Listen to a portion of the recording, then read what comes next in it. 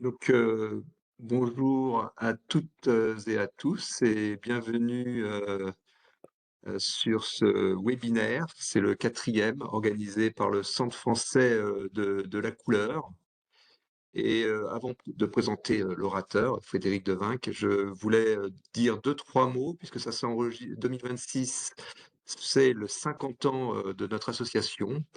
Et donc, nous allons organiser différents événements. Rien n'est complètement précis à l'heure actuelle, mais je peux quand même vous donner quelques informations. Il y aura un événement parisien, la date n'est pas encore fixée, sous la forme d'une demi-journée avec des conférences. Il y aura aussi deux écoles sur la couleur. Une première qui sera organisée en été, en mois de juin, et qui sera à proximité de Château-Chinon et qui va durer une semaine et axée sur la pratique de la couleur avec beaucoup d'ateliers, notamment sur la teinture végétale, mais pas que ça. Et puis une deuxième école de la couleur, cette fois-ci en automne. Et là, je peux vous donner les dates. Ça sera du 30 septembre, du mercredi 30 septembre au vendredi 2 octobre. Voilà, sur 3 jours.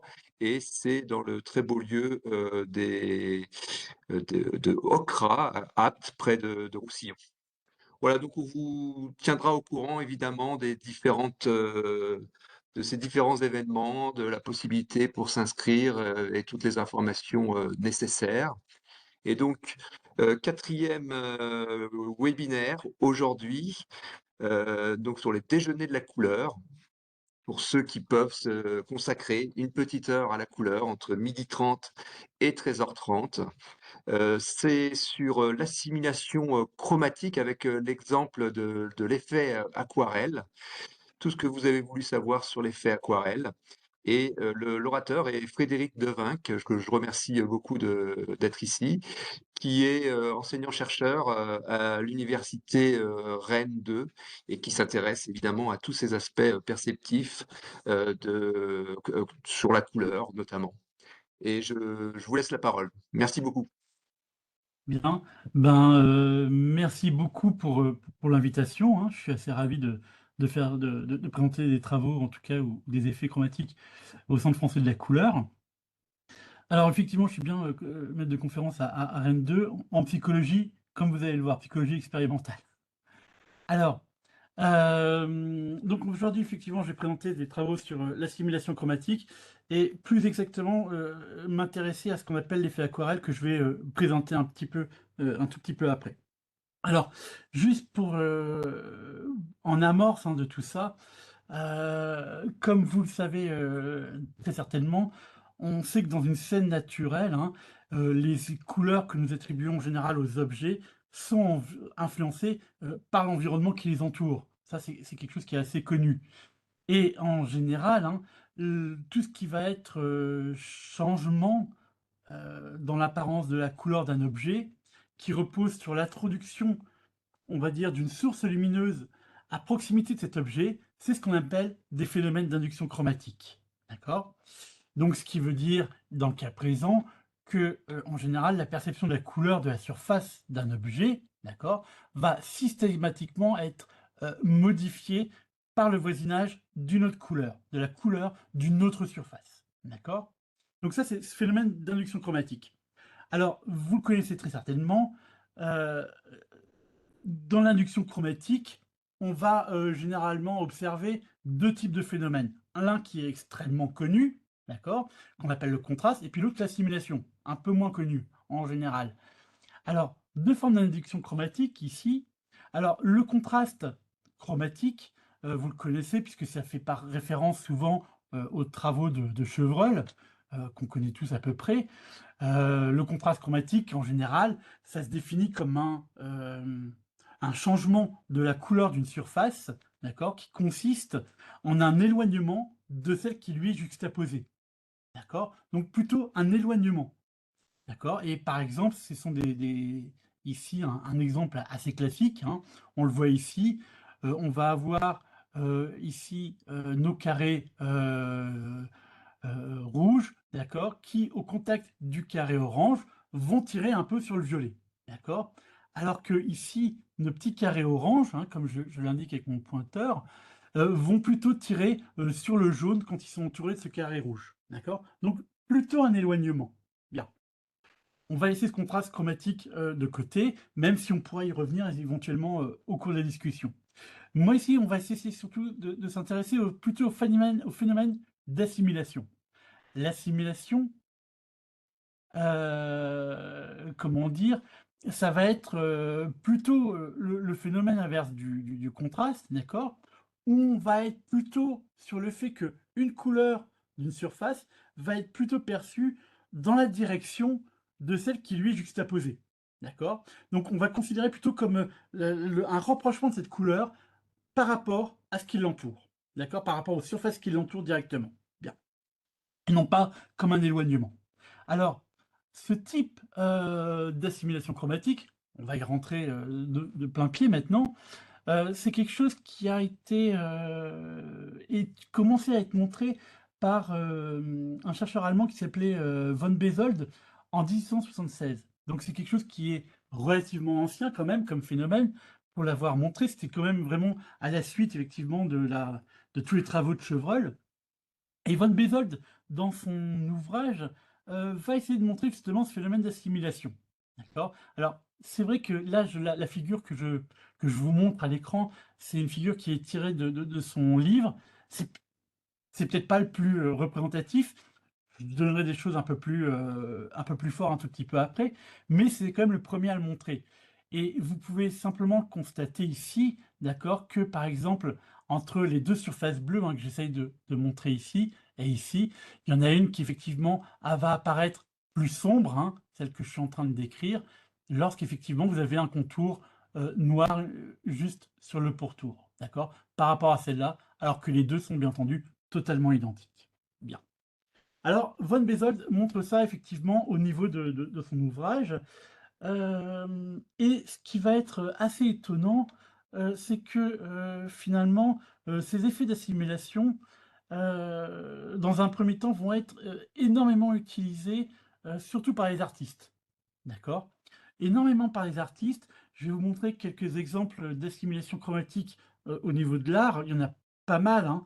Là, ici, je montre surtout, des exemples, au niveau du pop art ou de l'op art, d'accord? Parce que, par exemple, ici, je montre surtout le tableau Explosion de Roy Lichtenstein, qui est un grand classique. Lichtenstein utilise beaucoup les phénomènes d'assimilation chromatique, dans la plupart de ses tableaux.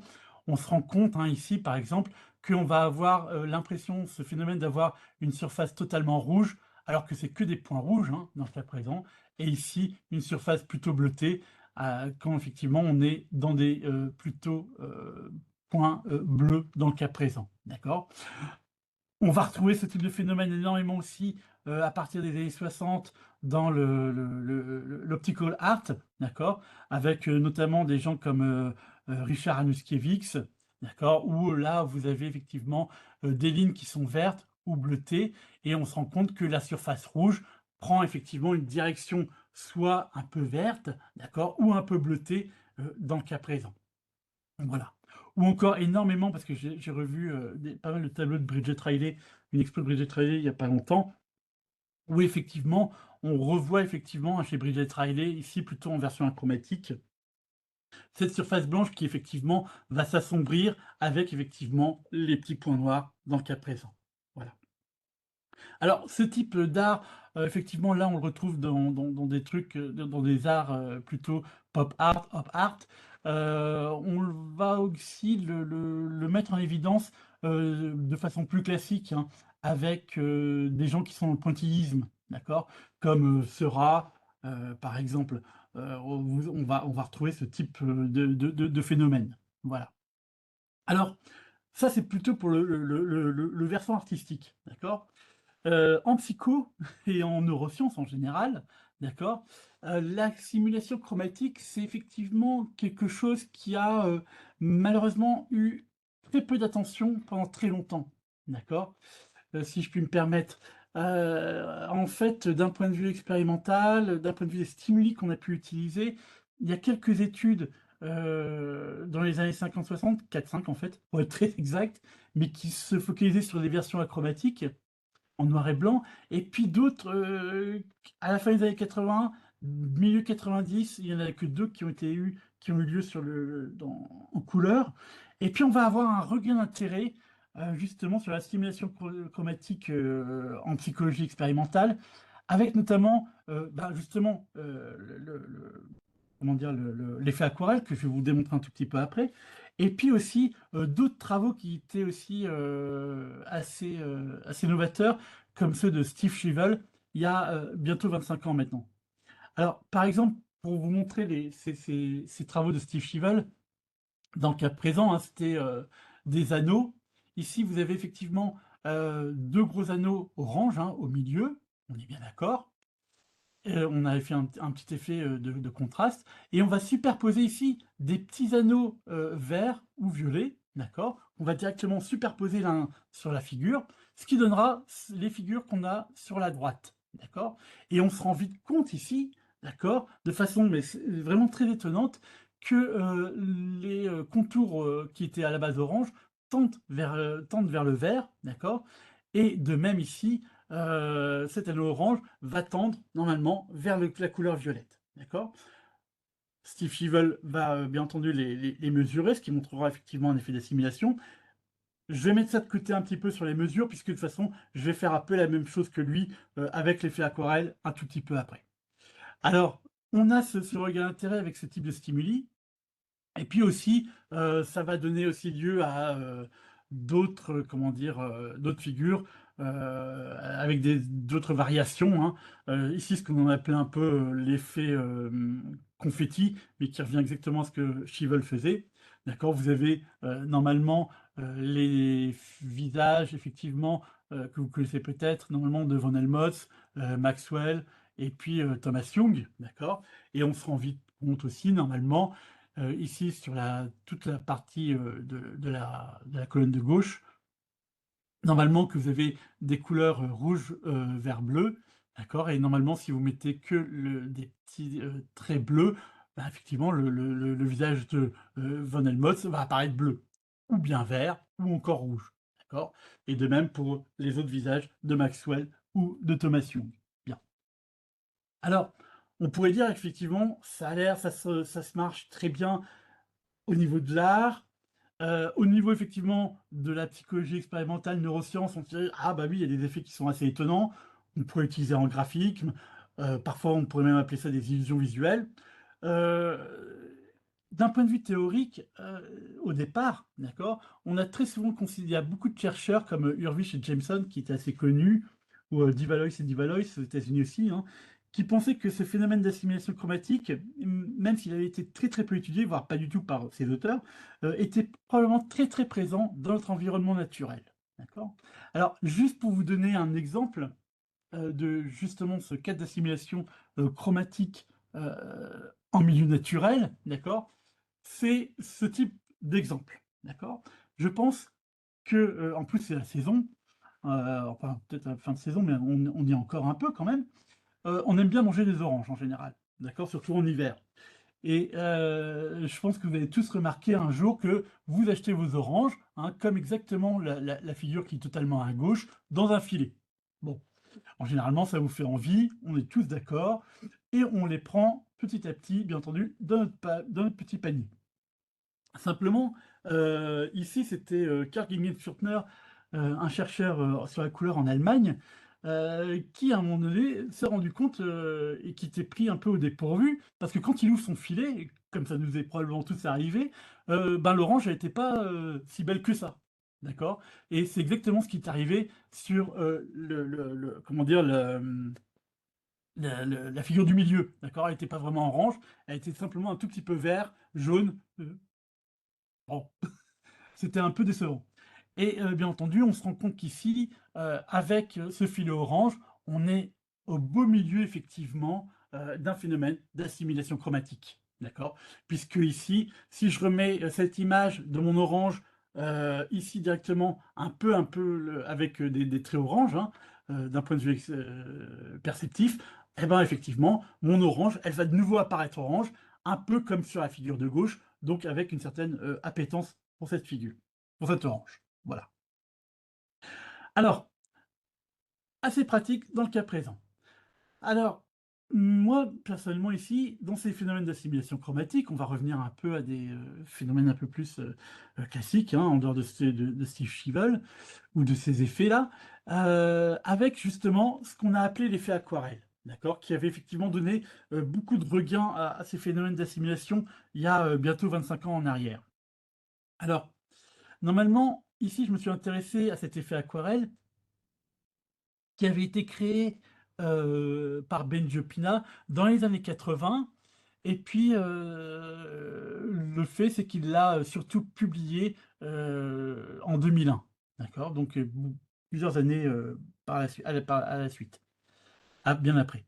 Alors, dans ce phénomène d'effet aquarelle, d'accord, je vais prendre ici la figure en haut à gauche qui effectivement vous avez une sorte de contour un peu violet, d'accord. Simplement, ce même contour violet, d'accord, sur la figure de droite ici, dès que je vais lui ajouter effectivement une sorte de contour orange, d'accord, eh bien, on a bien entendu d'un côté la couleur pourpre, de l'autre une couleur un peu orange, et la surface qui va être confinée entre ces contours n'apparaît pas blanche, d'accord, comme elle devrait l'être, mais va prendre la teinte de la ligne colorée, d'accord. Et je vous ai remis un autre exemple juste en dessous, d'accord. Alors cet effet, bien entendu, il fonctionne avec plusieurs coupes de couleurs, d'accord. Il n'y a pas que le violet et le orange, même si on l'utilise très souvent, en tout cas dans nos exemples. Peut-être d'un point de vue classique, mais ça marche aussi très, très bien avec plein d'autres coupes de couleurs, il y a pas de problème. Et surtout, il avait une certaine particularité, cet effet aquarelle, c'est qu'il est visible sur, des grandes surfaces, d'accord? Jusqu'à, une taille de 45°, d'accord? Donc 45°, c'est quelque chose qui, si on se prenait à bout de bras, ça devrait faire quelque chose comme, ouais, vraiment très large. Excusez-moi. Donc normalement, c'est quelque chose qui est sur des tailles qui sont vraiment très, très grandes et on avait pu le constater pendant un colloque où Benjo Pina nous avait montré un peu ce phénomène et étalé par terre effectivement et à des grandes distances, on le voyait, vraiment de très loin. Voilà. Alors, ça c'est l'effet aquarelle. Alors, l'objectif, global des travaux que j'ai fait là-dessus, sur ce phénomène, d'accord, ça a été, surtout de comprendre comment la simulation chromatique, pouvait être intégrée par notre système visuel, d'accord? Pour justement générer la couleur perçue, d'accord? Donc pour cela, je me suis pas mal intéressé dans un premier temps, à la mesure de ce phénomène, d'accord? Afin justement de mieux le comprendre et du coup, j'ai pu surtout essayer de quantifier, les conditions qui étaient justement nécessaires, pour obtenir cet effet de coloration. D'accord? Alors, c'est vrai que j'ai travaillé là-dessus au milieu des années 2000, jusqu'à il y a, 6-7 ans en arrière, il y a 5-6 ans et j'ai utilisé quand même une pléthore de méthodes, de techniques, hein, dont on va reparler, pour pouvoir justement, aller, étudier ce phénomène. Alors, le premier point, tout d'abord, d'accord? Tout d'abord, effectivement, l'une des premières questions que je me suis posée, d'accord, avec, les gens avec qui je travaillais à l'époque, c'est surtout de savoir si cet effet était quantifiable, d'accord? Et si la couleur perçue était, similaire ou non au contour orange qui était sur le pourtour, tout simplement, d'accord? Donc les premières tâches que j'ai effectuées, c'était, effectivement, sur ordinateur, d'accord? C'était effectivement, d'utiliser ce qu'on appelle des tâches d'ajustement ou des tâches d'annulation de la couleur, d'accord? Alors, si je prends par exemple une tâche, par exemple, ici sur le les stimulus que je vous montre juste ici, d'accord? En termes de tâches d'ajustement, vous avez sur la droite, d'accord, l'effet aquarelle, ce qui est perçu par la personne. Et puis ici, sur le centre gauche, d'accord, normalement, le participant peut simplement jouer avec une gamepad, d'accord, avec des rouge, vert, bleu, jaune, pour justement ajuster la couleur du carré central pour qu'elle soit justement identique à ce qu'on perçoit sur la droite. D'accord? Ça, c'est une tâche d'ajustement classique. Bon. Et ce qui me permettra normalement après d'obtenir des coordonnées chromatiques pour voir à quoi ça correspond perceptivement. Bien. La tâche d'annulation, je l'avais utilisée aussi. On retrouve à peu près les mêmes résultats, on va voir. Mais normalement ici, vous avez les 3 effets aquarelles au niveau central, d'accord? Enfin au centre et sur les bords extérieurs, d'accord? En 3 colonnes. Et normalement, encore une fois, notre participant va jouer avec une gamepad justement pour annuler cet effet chromatique. Donc pour qu'il devienne normalement achromatique. Voilà. Alors, normalement, au niveau effectivement des résultats, d'accord? Les premiers résultats que j'ai obtenus au tout début, d'accord? Donc comme je vous l'ai dit, effectivement, la personne comme va se balader un peu dans un euh, dans un merde les mots. Bref, sur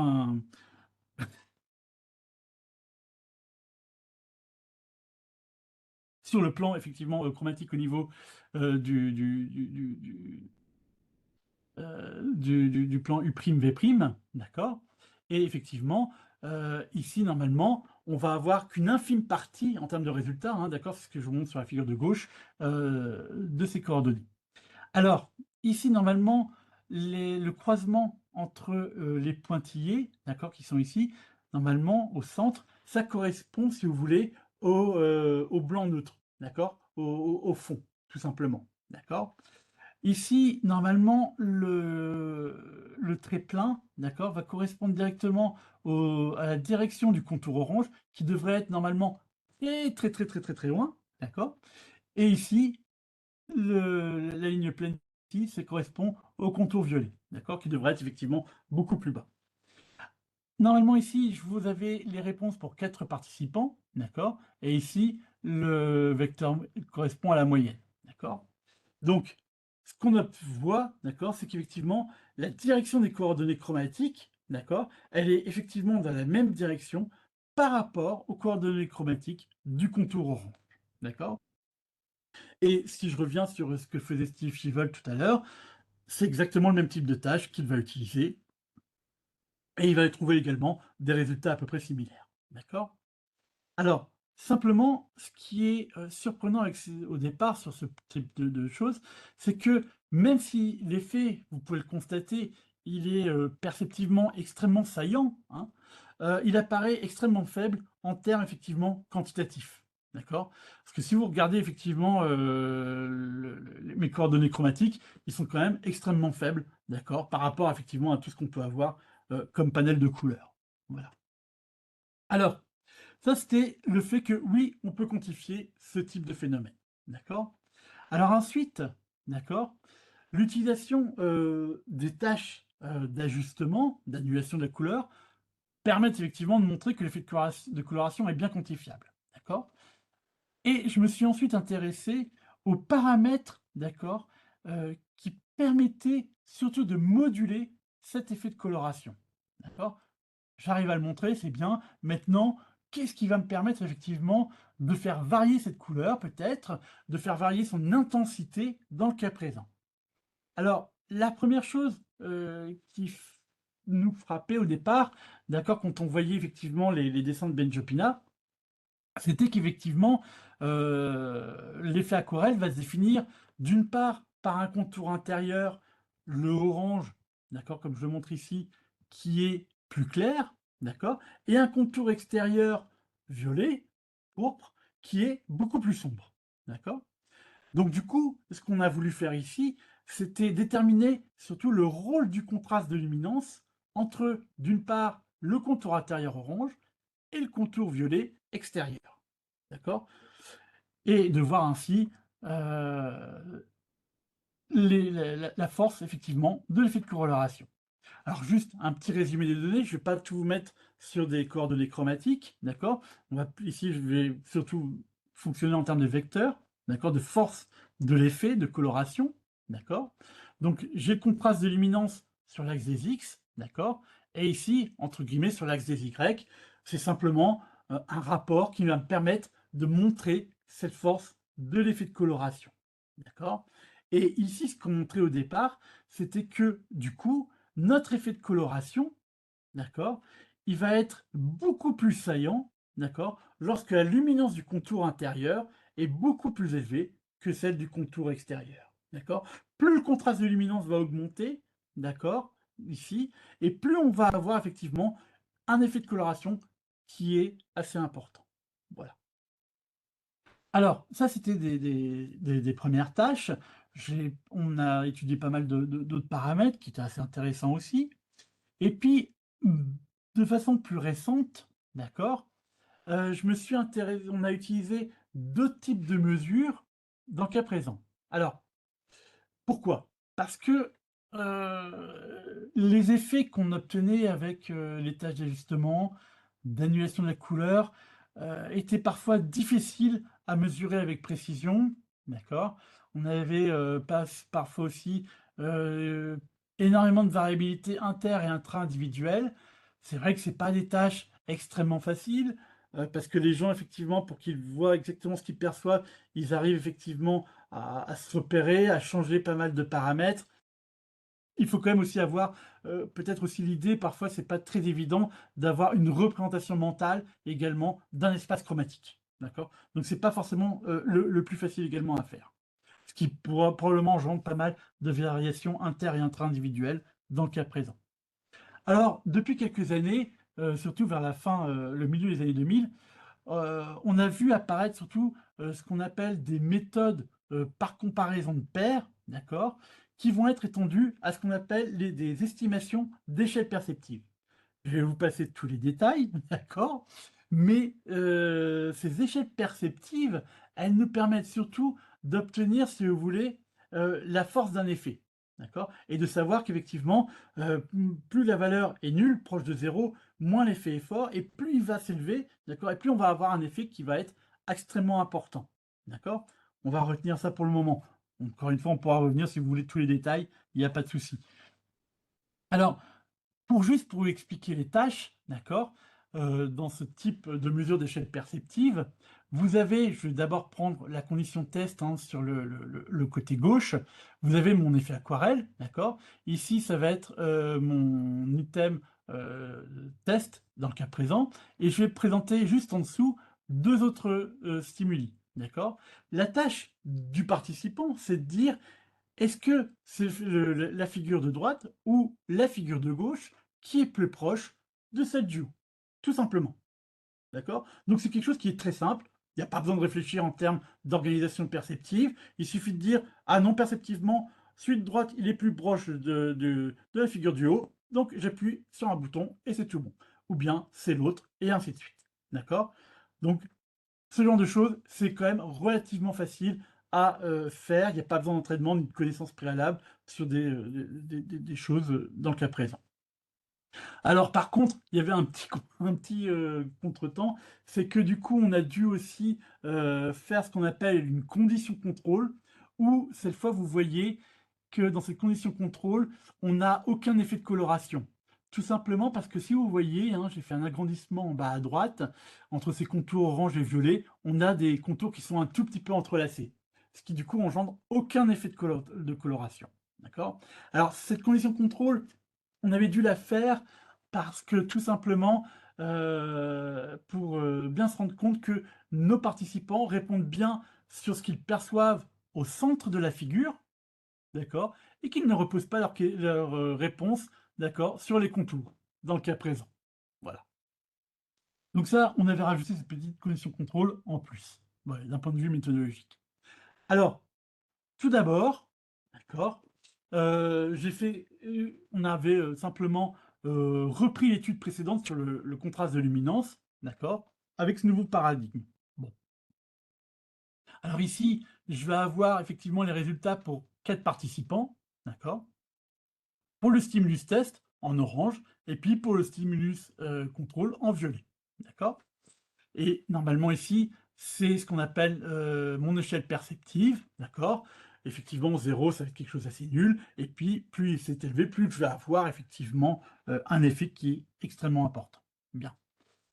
Ici, ce que j'appelais ici l'élévation, ça va être le contraste de luminance, d'accord? Et nos résultats indiquent bien que plus le contraste de luminance augmente, d'accord? Et plus effectivement, l'effet de coloration, hein, comme c'est indiqué par, ici sur, dans la condition test, d'accord, va augmenter, d'accord? D'un point de vue totalement linéaire dans le cas présent, voilà. Alors qu'effectivement, j'ai aucun effet, ce qui est normal pour la condition de contrôle. Bon, ça, on est content, j'arrive à reproduire les choses. Il y avait pas mal d'autres choses à montrer, mais on va rester sur le fait que le contraste de luminance entre l'orange et le violet, le contour intérieur et le contour extérieur, c'est un paramètre qui est vraiment primordial. C'est pas le seul. Je vais en montrer un ou deux autres, hein, qui sont assez importants. Alors effectivement, de nombreuses études ont été effectuées, hein, pour montrer, les paramètres qui permettent, d'influencer, l'effet de coloration. 2 autres exemples que j'ai trouvé importants, hein, dans le cas présent. Tout d'abord, la taille des contours, d'accord? Alors, la taille des contours, c'est-à-dire la taille des contours entre, l'orange et le violet, d'accord? Alors, ici, je reprends la même procédure que précédemment, d'accord? Et je vais retrouver ici des moyennes pour, normalement, 5 tailles de contours différentes, d'accord? 15 minutes, 19 minutes, 24 minutes, 11 minutes, 6 minutes. Si vous avez quelques connaissances en termes de taille, c'est vraiment des choses qui sont vraiment extrêmement fines, d'accord? Assez petites, normalement.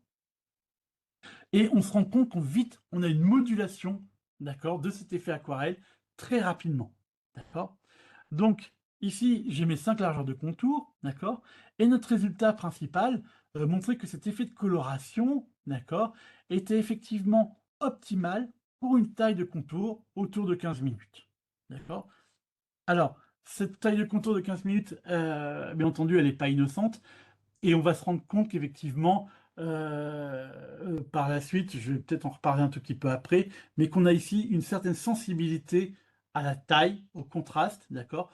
Et qu'effectivement, on a certaines cellules, sensibles au niveau cortical qui sont justement très fortement sollicitées pour ce type de taille de contour, d'accord? Alors, autre paramètre, intéressant, c'était effectivement aussi, la sélectivité à la fréquence des courbes. D'accord? Alors pour finir, on a utilisé une procédure ici qui était, proche de la précédente, d'accord? Mais qui va nous permettre de faire des comparaisons entre 2 dimensions. D'accord? Et ici, on va, faire des comparaisons entre d'une part la fréquence des courbes et aussi leur amplitude. Je vais les redéfinir. D'accord? Alors, ici, par juste un petit exemple, hein, où effectivement, je vais comparer ce que je montre ici sur tout en bas à droite, sur la fréquence, d'accord? La fréquence, on va le considérer comme une sorte d'ondulation, d'accord? Alors ça peut être des choses qui sont très ondulées, d'accord? Comme beaucoup plus plat, tout simplement, d'accord? Ça va être ce qu'on appelle la fréquence, dans le cas présent. Et puis, je vais le comparer à une autre dimension, comme étant ici l'amplitude.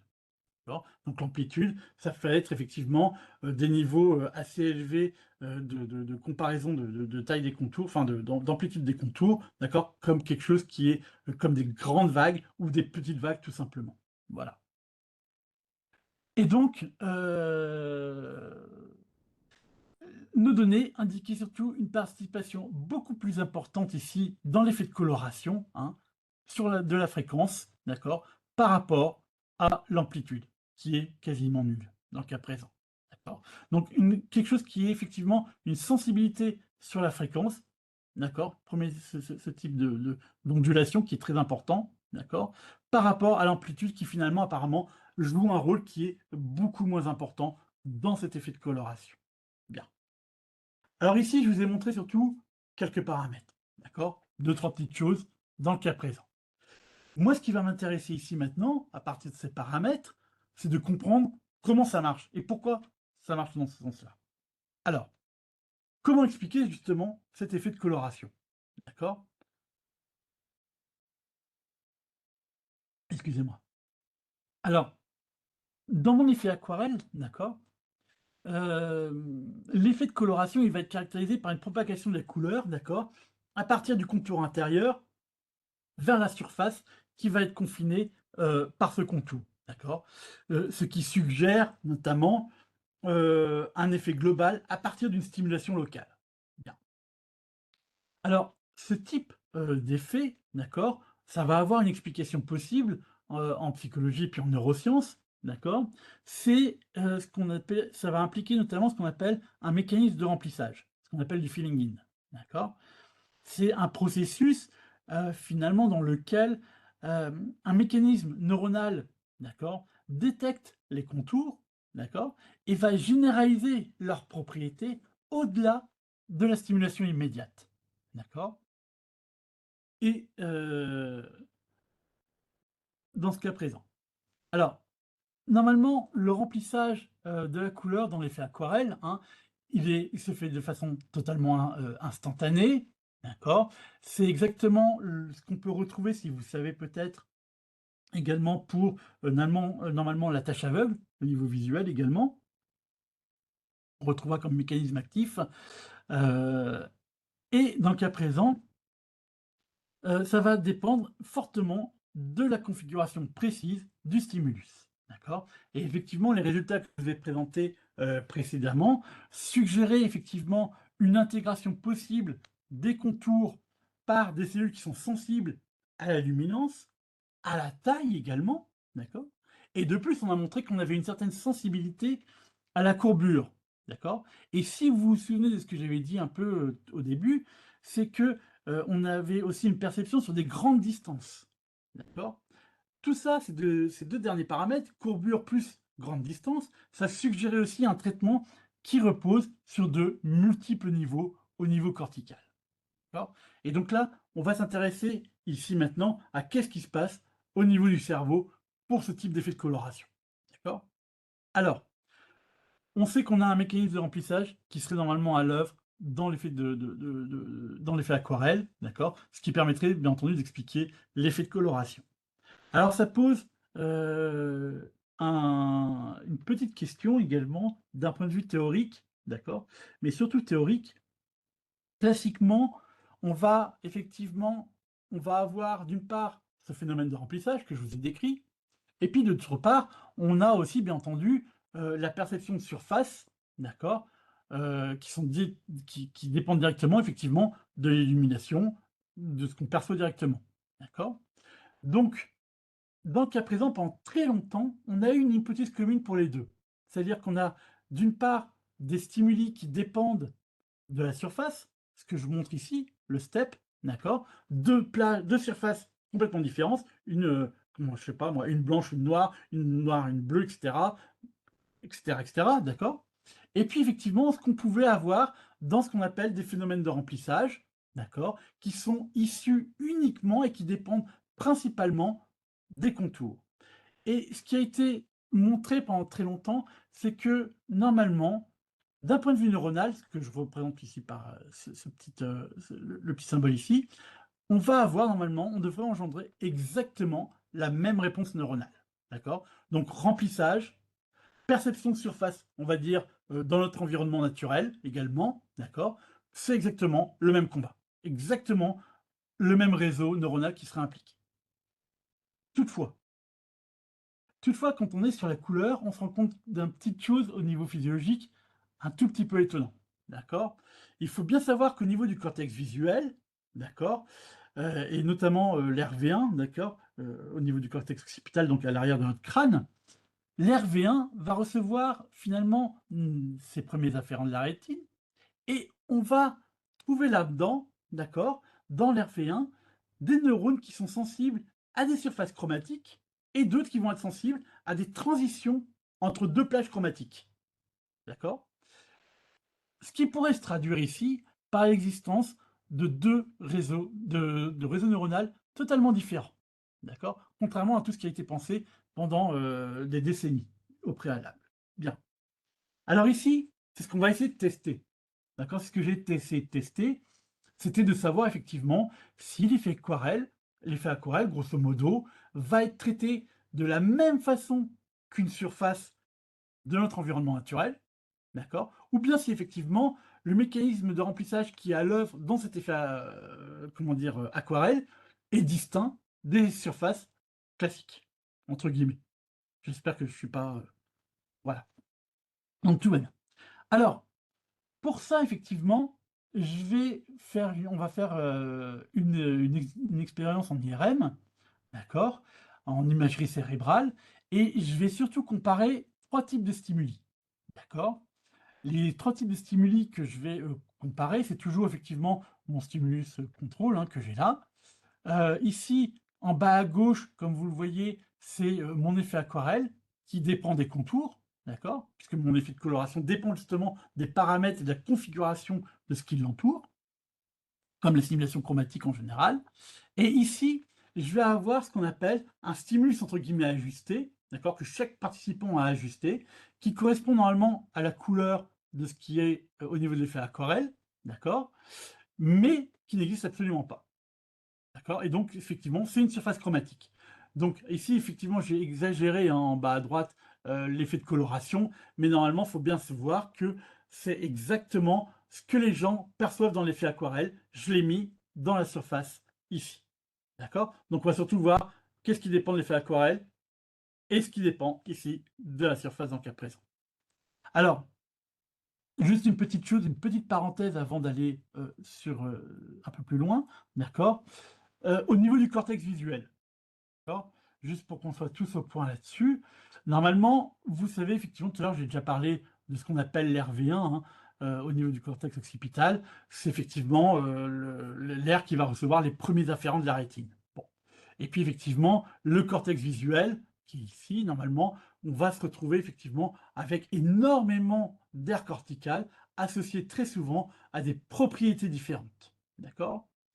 Et on va se rendre compte effectivement que au niveau de toutes ces aires, elles vont être organisées de façon bien spécifique, et on va se retrouver entre guillemets avec deux grandes voies aussi, qu'on appelle d'une part la voie dorsale, d'accord, qui est surtout sur le guidage visuel et l'action, et puis aussi au niveau du cortex inférieur, qui est de V1 qui va jusqu'au cortex inférotemporal, d'accord, qui est ce qu'on appelle la voie ventrale, qui conduit surtout à l'identification de l'objet et des scènes. D'accord. Alors, au niveau de la couleur, d'un point de vue classique, effectivement, les surfaces chromatiques, il y a quelques études en IRM, beaucoup en physiologie, bien entendu. Il faut savoir qu'effectivement, notre expérience de la couleur va dépendre de l'activité neuronale, d'accord, de plusieurs aires corticales. D'accord. Et effectivement, il y a ce qu'on appelle V4 qui a souvent été mis en avant, mais c'est pas la seule aire. D'accord. V4, effectivement, a souvent été considéré comme, entre guillemets, une sorte de centre de la couleur, alors qu'en fait, effectivement, V4 est impliqué dans plein d'autres choses, bien que et la couleur, bien entendu. Alors, je vais poursuivre un tout petit peu. Juste ici, d'accord, pour notre étude, ce qu'on va faire, d'accord, c'est qu'on va surtout délimiter, d'accord, un certain nombre d'aires visuelles, d'accord. Donc, je vais passer sur toutes les aires, mais grosso modo, on va surtout, pour chaque sujet, de façon très spécifique, d'accord, délimiter les aires V1, V2, HV4, V3, etc. Enfin, pas mal d'aires visuelles. Bien. Alors, je vais pas vous présenter les résultats de façon brut, d'accord? Je vais surtout ici, d'accord, vous présenter les résultats de façon globale, d'accord? Et la conclusion de ces résultats, si je puis me permettre. Alors, normalement ici, je vais commencer par les différentes aires qu'on a, d'accord? Les aires V1 et V2. Les aires V1 et V2, eh ben, on s'est rendu compte qu'elles étaient sensibles aux deux types de stimuli, d'accord? Je rappelle l'effet aquarelle, mais aussi dépendant de la surface, d'accord? La surface pure, d'accord? Ce qui suggère effectivement la présence de neurones spécialisés, d'accord? Comme je vous l'avais un tout petit peu détaillé juste avant. Bien. Maintenant, on va se rendre compte qu'également que les aires visuelles que j'avais le long de la voie ventrale, d'accord, vont montrer une sensibilité au stimulus ajusté et dépendant de la surface directement, d'accord, mais pas au remplissage du tout, d'accord. Donc on va retrouver des aires comme, excusez-moi, comme V3V, V4, LO qui dépend également de l'identification de l'objet, d'accord. Donc toutes ces aires de la voie ventrale, on va les retrouver sur ce stimulus ajusté qui dépend typiquement d'une surface classique, d'accord? Mais pas du tout le remplissage, donc l'effet aquarelle. Par contre, ce qui était très étonnant avec l'effet aquarelle, c'est qu'on va retrouver des aires qui étaient impliquées, au niveau de la voie dorsale, avec notamment V3A et V3BKO. D'accord? Donc effectivement, ici, on a la voie ventrale spécialisée dans des stimulus qui dépendent de la surface, et puis des aires V3A, V3BKO qui, ici, normalement, vont être, dépendantes des contours, de l'effet aquarelle, typiquement. D'accord?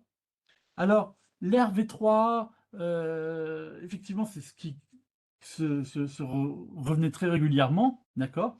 Alors c'est vrai que V3A, c'est pas quelque chose qui a toujours été directement associé avec les traitements des couleurs, mais au niveau de la littérature, on s'est vite rendu compte, en lisant la littérature, qu'il y avait beaucoup de données qui reportaient ce type d'air, à des traits chromatiques, d'accord?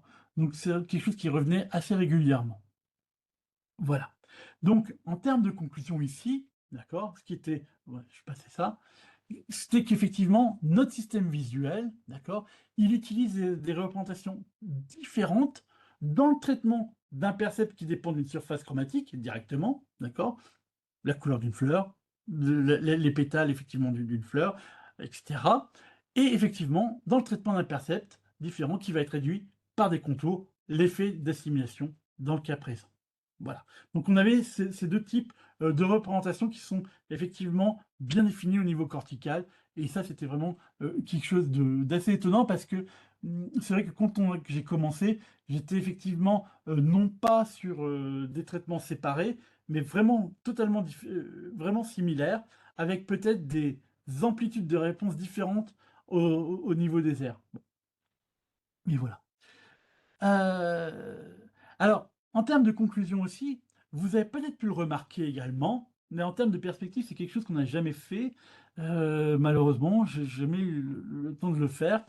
Ça serait également de vérifier par la suite qu'est-ce qui se passe au niveau de la compréhension, si vous voulez, des mécanismes figure-fond qui sont impliqués dans l'effet aquarelle. D'accord? Parce que si j'ai montré effectivement dans cette figure que je Lothar, d'accord, vous voyez effectivement en bas l'effet de coloration, hein, avec le L, le O, le T, le H, etc. Et vous vous rendez compte peut-être perceptivement si, en regardant que ces lettres, elles sont plus proches de vous. D'accord? C'est ce qu'on appelle un effet figure-fond. Alors que ici, dès que je change l'effet de coloration, d'accord? Ici, le L devient blanc, d'accord? Eh bien, normalement, d'accord, ça va être le fond, donc un tout petit peu plus en arrière, d'accord? Donc effectivement, cet effet de coloration dans l'effet aquarelle, ça c'est vraiment une grande particularité de l'effet aquarelle, c'est qu'on va aussi avoir cet effet figure-fond, quelque chose qui est mis plus en avant ou plus en arrière, d'accord? Ah, j'espère que vous le percevez tous, j'espère. Et autre perspective également, qu'on avait sous-estimée, c'est l'élaboration des cartes. Alors, peut-être que je pense que vous avez tous vu ça parfois, dans dans des anciennes librairies ou des choses comme ça. La plupart des vieilles cartes, notamment à partir de la Renaissance, d'accord, comme celle que je montre ici à gauche, en général, les frontières, en généralement, sont délimitées par différentes couleurs.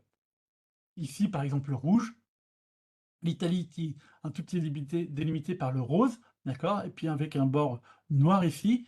Et effectivement, ça fait penser, cet effet aquarelle, à ces vieilles cartes qu'on pouvait retrouver dans le passé, d'accord? Et qui me permettaient également de mettre en avant effectivement des territoires par rapport au reste. D'accord? Ça n'a pas été beaucoup étudié. Et ici, j'ai retrouvé ça il n'y a pas longtemps, quelqu'un qui avait effectivement refait cet effet aquarelle, d'accord? Avec effectivement l'Australie bien mis en avant dans le cas présent. Voilà. Alors, juste pour finir, je tenais à remercier, parce que j'ai jamais été seul à faire tout ça, bien entendu, énormément de gens avec moi qui m'ont accompagné pendant près de 15 ans sur ces travaux, notamment Lothar Spielmann, qui est à la retraite maintenant, mais qui avait initié un peu ces travaux il y a une vingtaine d'années en arrière, et je le remercie beaucoup, ainsi que Jack Werner, Peter Delahunt et Joe Hardy, avec qui on avait commencé. Puis, quand je suis revenu en France, effectivement, Ken Knobloch, Michel Deja, Henri Kennedy, Peggy Gérardin et Clément Abatecola m'avait beaucoup aidé aussi pour continuer ce type de travaux. Voilà. J'espère Beaucoup, que j'étais pas trop Enfin, voilà.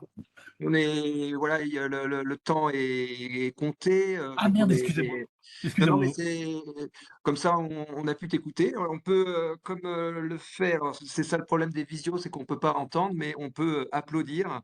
Alors je sais plus comment on fait, mais vous arriverez à applaudir, ce très, très beau exposé, hein, c'était passionnant. Merci d'avoir aussi, mis, que ce soit abordable pour, je pense tout le monde. Et puis, je propose qu'on ouvre on a une petite session pour les questions. Ah ouais, j'ai mis beaucoup de temps, en fait, je suis vraiment désolé. Non, non, non, c'est pas un problème. Donc soit à l'écrit, soit également à l'oral. Alors, pour à l'oral, il suffit que vous leviez, la main pour que je puisse vous ouvrir le micro. Je lis une première question qui a été, posée, à l'écrit. Ben, voilà, c'est Aurélien et donc je vais lui, permettre qu'il prenne la parole. C'est bon Aurélien? Oui, vous m'entendez? Ouais, parfait, super. Bah bonjour, merci beaucoup pour votre présentation, très intéressante. Alors moi je vais digresser un peu sur la forme plutôt que sur la couleur, donc je vais relire ce que j'ai écrit dans le message. Moi je voulais préciser parce que vous avez un peu abordé la question de la géométrie de la forme que vous utilisez pour délimiter l'effet aquarelle. Et moi, j'ai une pratique de dessinateur de caractère professionnel. Et en fait, dans le mécanisme de perception des lettres et donc dans les mécanismes de lecture, une illusion que l'on retrouve. Et donc, dans la pratique du dessinateur de caractère, on est souvent confronté à ces problèmes d'effet optique, d'ajustement des formes. Et ça a peut-être un lien avec la perception des couleurs, mais et donc enfin, il y a une grande part du travail un peu ingrat du dessinateur de caractère, c'est aussi d'ajuster ces effets, mais juste avec du noir et du blanc. Donc voilà, je pose la question sur est-ce que vous avez essayé de mesurer cet effet-là sur la délimitation de la forme, est-ce que ça a un effet sur la perception? Parce que par exemple, dans les petits corps, quand on lit vraiment dans des textes très très petits, on est obligé d'élargir les formes blanches à l'intérieur des formes noires pour que ça soit plus lisible, par exemple dans les annuaires téléphoniques. Voilà. Si vous avez peut-être travaillé sur ces sujets-là. Merci en tout cas. Alors, ouais, on avait fait des trucs, on a fait pas mal de choses qu'on n'avait pas tout publié. Alors, sur les formes, et les figures, oui, on avait des effets. Je crois que c'est Peggy Girardin qui, à l'époque, avait fait deux trois expériences là-dessus et puis on n'est pas allé plus loin, bon, parce qu'on avait d'autres trucs, à faire, peut-être plus passionnants qui nous ont un peu, mais effectivement, on avait parfois des effets dus à la configuration du stimulus et puis on les a mis un peu de côté parce qu'on n'avait pas d'explication complète pour là-dessus et on ne savait pas comment aborder les choses. Mais oui, on l'a Ok. retrouvé très régulièrement. On l'a retrouvé en tout cas, Peggy l'avait retrouvé, ce que je sais pas pourquoi pour le moment. Ensuite, pour la taille du stimulus, alors contrairement à ce qu'on vous montre, enfin, à ce que vous disiez, pour l'effet aquarelle, ce qu'on avait montré assez facilement, c'est que plus les surfaces sont petites, d'accord? Et plus l'effet de coloration est très, très important, d'accord? Ok. Il est perçu jusqu'à des grandes tailles, mais en fait, il diminue en force et en intensité. Ok. Voilà. Ce qui est Est-ce que je assez réponds à votre logique question? avec le Hein? dessin de caractère, où Oui? effectivement on a tendance à exagérer les surfaces toutes petites pour en gros donner de la lumière au blanc des contreformes des lettres. Voilà, donc Oui, c'est vrai. c'est ça, ça confirme en fait dans la pratique industrielle, si je puis dire, c'est cet effet que vous décrivez. Merci. De rien. Je donne la parole ensuite à Camille Fusier qui a 2 questions à poser. Oui. Bonjour, je vais peut-être commencer Bonjour. par une des deux. Moi, je me posais la question de donc, l'apparition de cet effet aquarelle, est-ce qu'il dépend de la nature de la surface colorée? Et là, vous avez montré beaucoup d'exemples parce qu'on est en visio forcément, mais Mmh. sur des écrans dont le fond est blanc neutre, est-ce que c'est des choses qu'on observe facilement sur des surfaces matérielles? Moi, je travaille sur du textile, par exemple. Est-ce que c'est des choses qui ont Alors été observées, caractérisées, étudiées? alors ceux du matériel, j'ai pas fait. Personne ne l'a fait, je crois encore. Ok, On a fait que sur du papier et sur écran, ouais. Sur du matériel, ok. je pense, je serais même intéressé de voir si avec du point de croix, il faudrait que je le fasse chez moi un jour, ça peut marcher aussi. Ok, bah oui, ça peut faire partie de pistes sur lesquelles on Ouais, pourrait mais travailler, donc pourquoi pas. Mais j'ai jamais fait sur d'autres choses que voilà. Mais si un jour vous le montrez, c'est génial. Peut-être. Peut-être que je ferai ça un de ces 4 avec mes enfants, voilà. Je sais pas du tout. OK. Ouais, désolé. Une deuxième question hein, de Non, non, Camille. non, pas de problème. Pardon?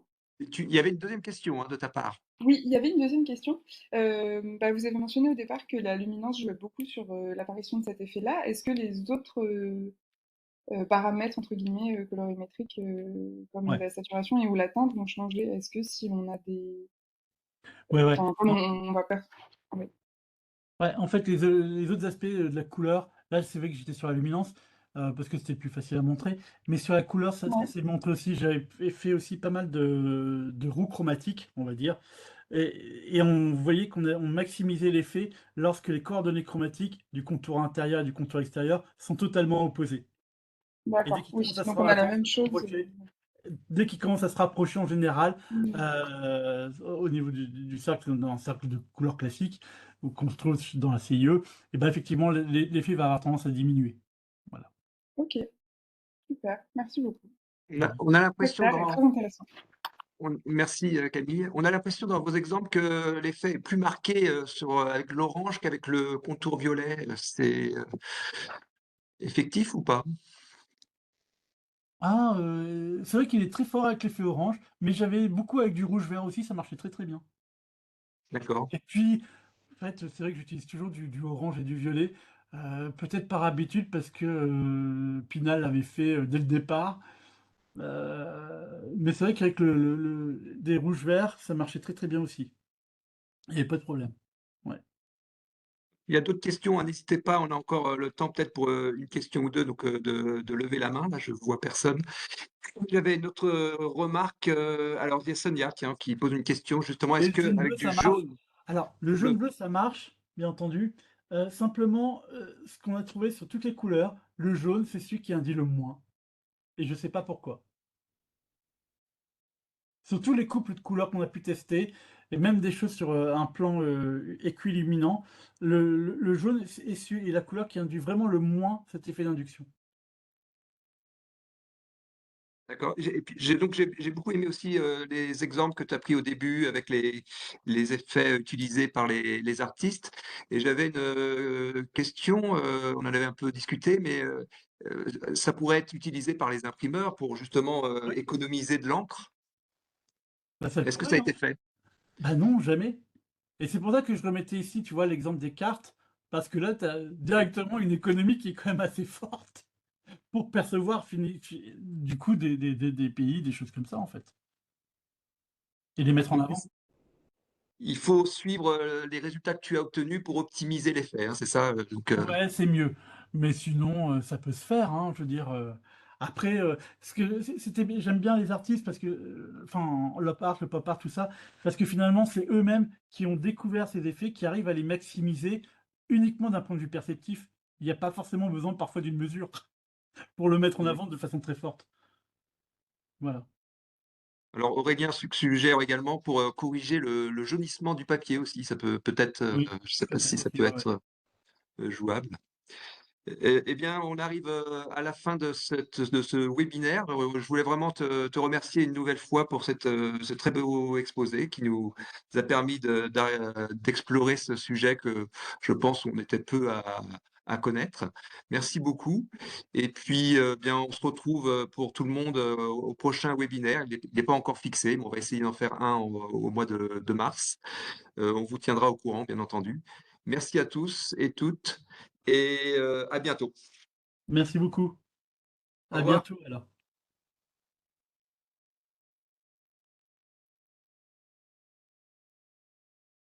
OK.